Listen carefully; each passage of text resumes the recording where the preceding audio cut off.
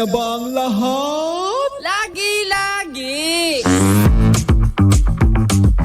Ang pinakamakulit na girlfriend mo sa balat ng radyo. Isang magandang morning sa inyong lahat. Ako pa rin po nag-iisang girlfriend mo sa radio. My name is Lindsay. Makulit pero may puso, handang makinig sa mga kwento mo. Alam mo, feeling ko kailangan mo na siyang iwan kasi it doesn't make sense. Ang kwento sa lihim ng liham.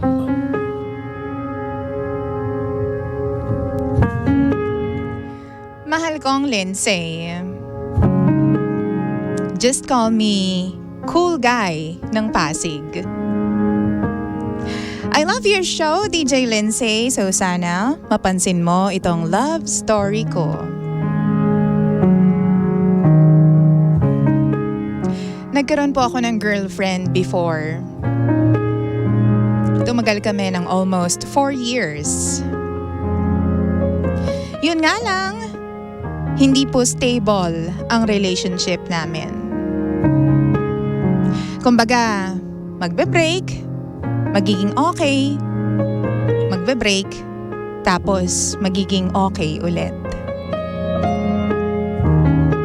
Ilang beses kaming naghiwalay. Actually, DJ Lindsay, palaging siya ang nangiiwan. Reason? Wala siyang tiwala sa akin. Overthinking. Madalas siyang nag-iisip ng mga bagay-bagay. At feeling ko, hindi ko naman kasalanan yon. Wala akong binibigay na problema sa kanya pero ang dami niyang gustong marinig. Ang dami niyang nai-imagine sa isip niya.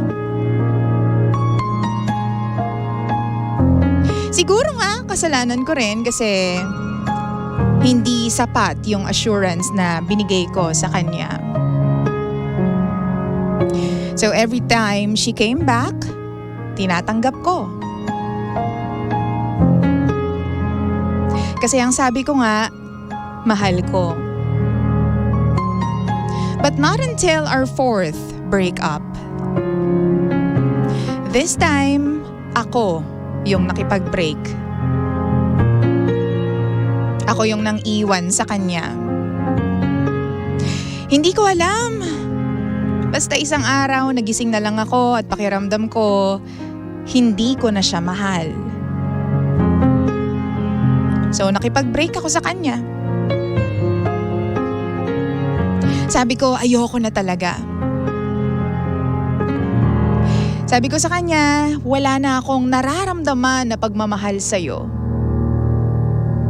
Pero DJ Lindsay, hindi siya naniwala agad sa akin. Ngumiti lang ako sa kanya. Tapos sabay, iniwan ko na siya. Finally, sabi ko sa sarili ko, wala nang mangungulit sa akin. Finally, wala nang pipigil sa mga gusto kong gawin. And so, nagbuhay single ako. Ang dami kong babae na mini-message, kinikita. Napakasaya ko noon kasi nagagawa ko lahat ng gusto ko. Nakakapaglaro ako every time na gusto ko. Wala nang girlfriend na magagalit sa akin kapag hindi ako nagme-message sa kanya. But then again, 2 buwan ang nakalipas. Wala na nga talagang girlfriend na nangungulit sa akin. Wala na rin akong balita tungkol sa kanya. So na-curious ako, DJ Lindsay. Tiningnan ko yung social media accounts niya. And then, Na-confirm ko na nandun pa rin siya sa process of moving on.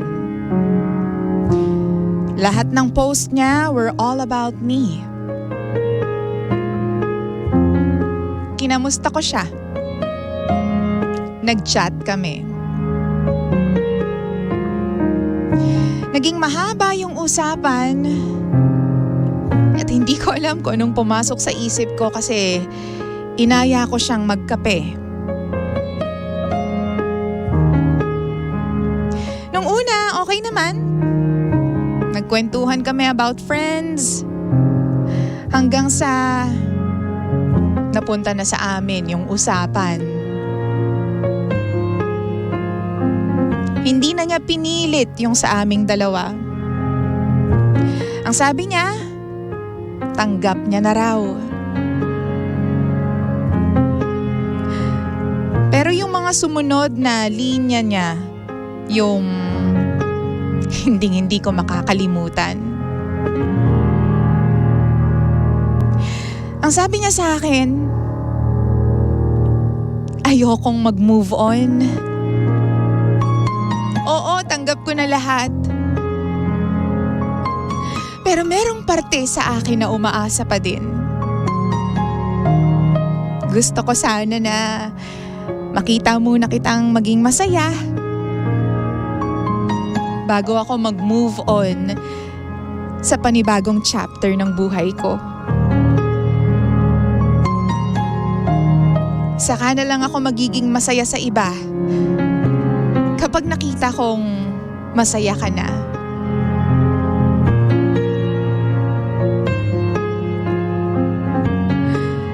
At doon ko na-realize, DJ Lindsay, na grabe.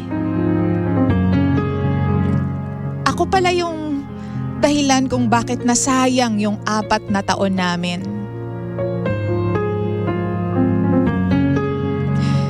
Nagkaroon ako ng realization lalong-lalo na nung makita ko isang beses na meron na siyang kasamang ibang lalaki sa picture.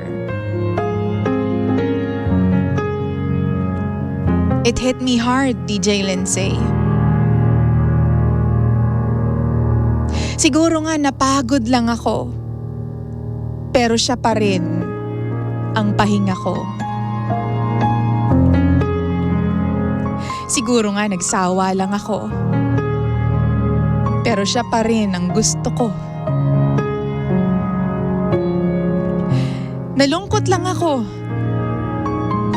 pero sa kanya pa rin ako sasaya. Siguro nga nagandahan lang ako sa iba,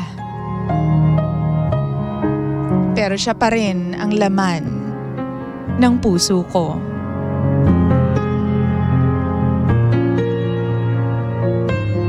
Ngayon hindi ko alam kung makukuha ko pa ba siya pabalik.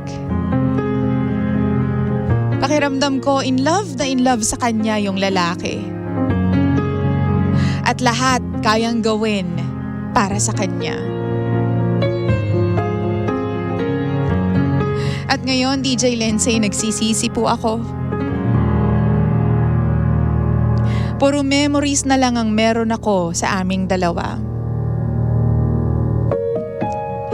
Ang tanong ko lang po, dapat ko pa ba siyang habulin at iparamdam sa kanya na aayusin ko na ang lahat sa amin? O baka naman mas okay na pabayaan ko na siya sa piling ng ibang lalaki? Nahihirapan po akong bawiin siya dahil napanghihinaan po ako ng loob dahil sa mga ginawa ko sa kanya noon. Sana po matulungan ninyo ako, DJ Lindsay. Muli, more power to your show. Ako po si Cool Guy ng Pasig. At ito ang lihim ng aking liham.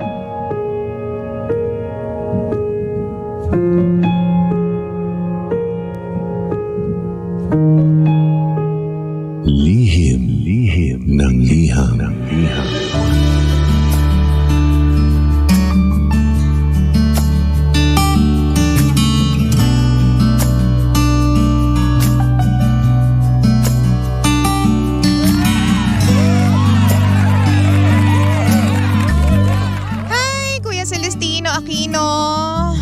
ng pangmasa toda, wala na yung 500 pesos. Sorry na.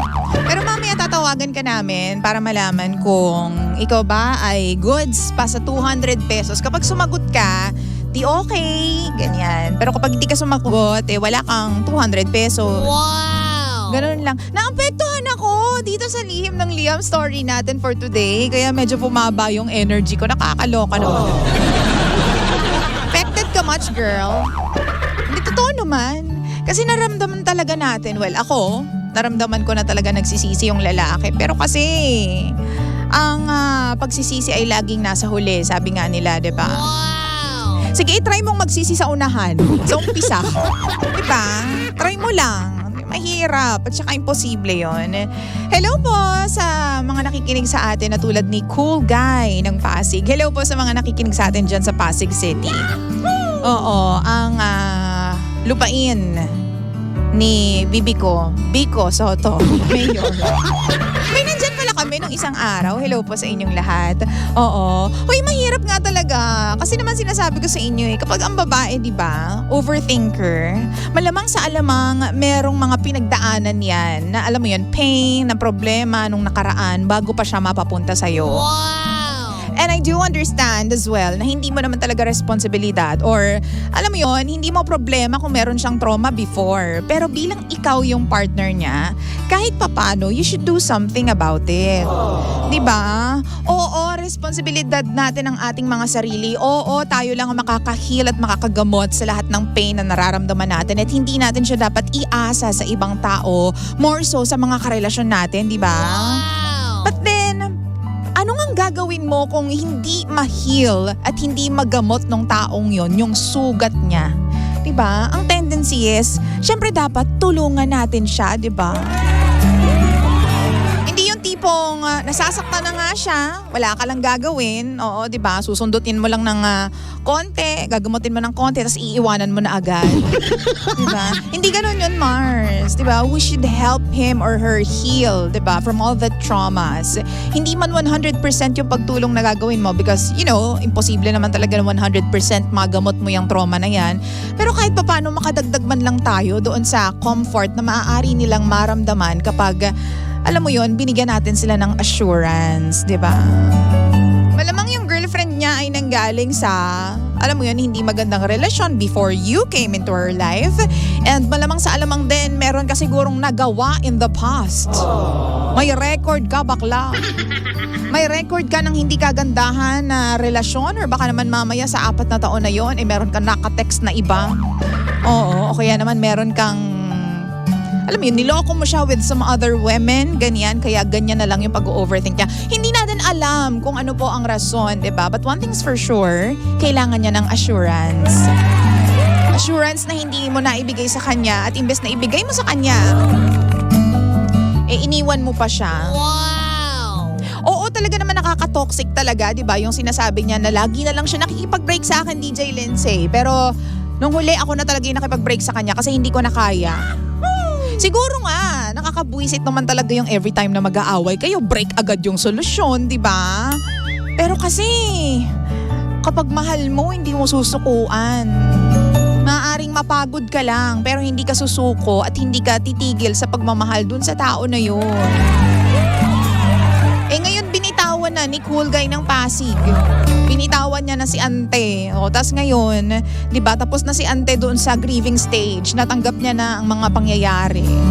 Si Cool Guy ngayon, talagang windang to the maximum level nung nakitang meron ng ibang kasamang lalaki, si Ante mo, di ba? Yung ex niya. Ngayon gusto niyang habulin. Ang tanong niya nga sa atin, dapat bang habulin niya pa yung ex niya at iparamdam sa kanya na, hey, I'm going to do so much better this time. Aayusin natin yung relasyon natin. Babawi ako sa'yo. Wow! Or, tama nga bang iparaya niya na or magparaya na siya? Pabaya ang ibang lalaki na lamang ang mag-alaga at magbigay ng pagmamahal dito sa ex-girlfriend niya. Ano ba ang masasabi ninyo? Mga pangga, halika na at i-message mo na ako. Sabi po ni Weng Skimat, naku kuya, ayan tayo eh. Kung kailan huli na ang lahat, saka mo maiisip ang halaga ng isang tao. Diba?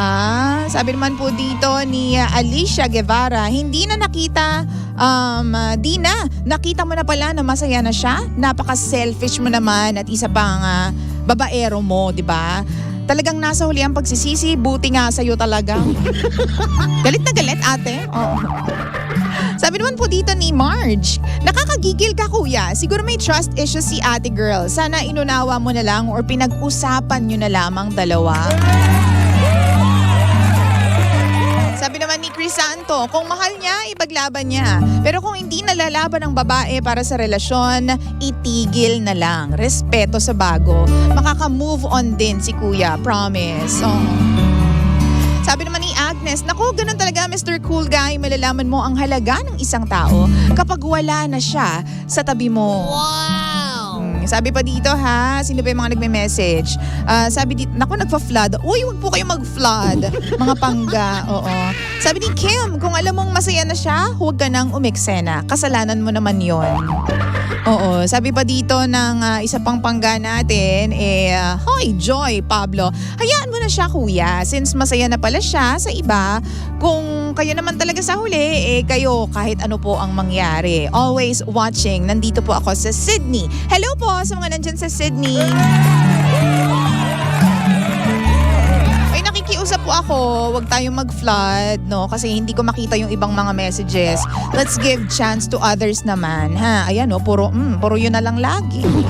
Sabi ni Rosie Lopez, ikaw kasi ang may kasalanan, kuya, kaya tigilan mo na siya. Sabi ni Arch, sabi ni Jeff, sayang naman ang pagiging cool guy mo kung hindi ka naman understanding sa girlfriend mo. Ako kasi torn ako sa mga ganyan. Kasi ako kapag meron akong mahal na tao, as in 100% ipaglalaban ko siya kahit anong mangyari eh. Siguro, kaya ipaglalaban ko siya to the point na hindi ko hahayaan na mawala siya sa piling ko. Ganyan. Ganon ako mahal. Pero kasi kung halimbawa, nag-slip lang talaga yung taong yan sa piling ko tapos nakita ko na masaya na siya sa iba, feeling ko mas magiging masaya pa siya doon sa taong nag-aalaga sa kanya. Well, magbibigay na lang siguro ako, 'di ba? I mean, ibibigay ko na lang sa kanya yung benefit na yon. Kasi I had my chance eh. Oh, it reminds me so much of Basha at saka Popoy. Oo. 'Di ba? You had your chance, but you let it slip away. Wow! Yung kakabisaduhin yung linya, bakla ka ng taon. Diba? Kasi you had your chance. Minsan kasi kapag walang turning point, yung walang malalang nangyayari sa relasyon natin, napaka-steady lang natin, diba? Napaka-idle lang natin. Diba totoo naman na kapag halimbawa naging karelasyon mo na yung tao or naging asawa mo na yung tao na yan, diba talagang nung una talagang deads ka with, minsan, nagiging relax na tayo eh. Nawawala na yung effort. Diyan na nagsisimulang mag-fade yung magic ng pagmamahala. Wow! Kasi nagiging masyado kang komportable doon sa karelasyon mo na akala mo okay lang lahat ng ginagawa mo, okay lang lahat ng nangyayari. Total, asawa ko na naman to. Total, girlfriend ko na naman to.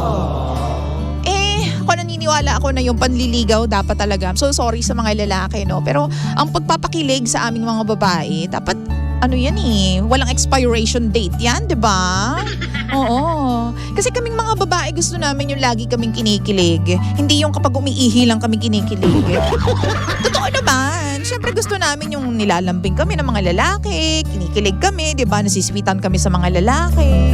Which is, I know, very boring at hindi ma-effort ang mga lalaki sa ganong part. Pero I'm telling you, huwag kayong titigil ng mga efforts ninyo at pagpapakilig ninyo kapag naging jowa nyo na yung mga babae na yan. Kasi, di ba, maaari silang mawala sa piling ninyo no matter how much they love you.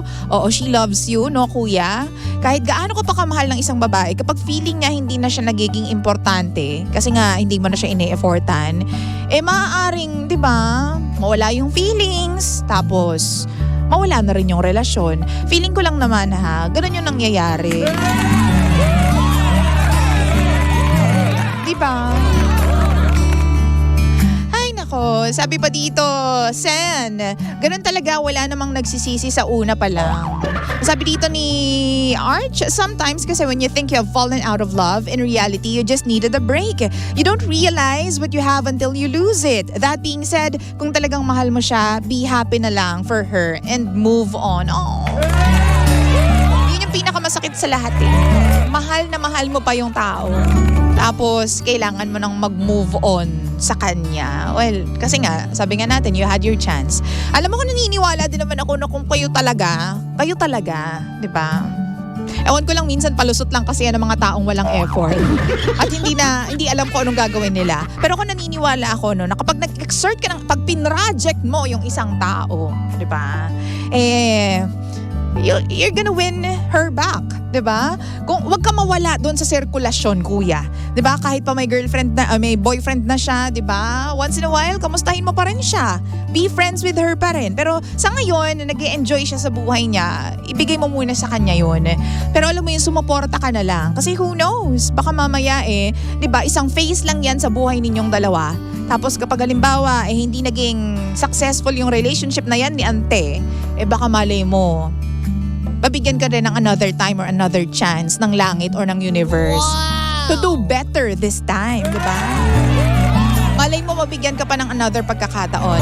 Kasi you'll never know in 5 years time, in 10 years time, sila pa rin ba? O di ba magkakatuluyan ba sila? Or baka naman in 5 years time, tayo na ulit ang magkatuluyan. Naging challenge lang pala sa atin itong phase na ito, itong buong phase na ito, 'di ba? Kumbaga, pagsubok lang pala 'to kasi magkakabalikan din pala tayo. Again, nasa inyo po ang desisyon. Nakasalalay yan sa efforts ninyong dalawa. Kasi kung gusto nyo talaga yung isa't isa, dahil walang makakapigil sa inyo. Promise. Kung talagang mahal ninyo yung isa't isa. Okay? Pero sa ngayon, tulad nga ng sinabi ko, kung masaya siya, pabayaan mo na muna siya. 'Di ba? Na ma-experience yung kasiyahan sa ibang tao. Yung kasiyahan na hindi mo na ibigay dahil sabi mo nga natotoxican ka na. Sabi mo nga nawala na yung pagmamahal mo sa kanya kasi nagsawa ka na. 'Di ba? Kasi napagod ka. Bigay mo na sa kanya yon. Okay. I wish you well. At sana maging maayos ka din sa buhay mo. This time, 'di ba, sa susunod na magiging karelasyon mo, sana maging maayos ka na karelasyon. Wow! 'Di ba? Yan lang masasabi ko. I wish you well and good luck. Stay in love. At huwag kang anong tawag dito? Huwag kang mawawala ng pag-asa sa pag-ibig. Kasi napakasarap po ma-in love, mga pangga. Hay naman talaga. 9:28 in the morning, mga pangga. Siyempre naman, ako pa rin po nag-iisang girlfriend mo sa radio. My name is Lindsay. Giving you something from Javid Baldovino. This one is called Nanghihinayang. Originally sang by Jeremiah. 9:28. Tutok lang. Inaamin ko, nagkamali ako.